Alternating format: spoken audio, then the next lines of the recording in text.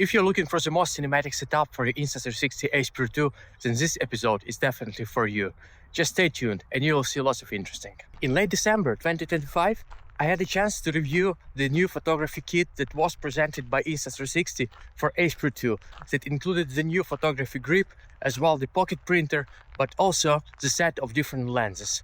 Back then, I had the close-up lens and also the ultra-wide lens. The new close-up lens was absolutely fantastic. That is allowing us to focus on the different objects depends on the focal distance tuning on the lens itself.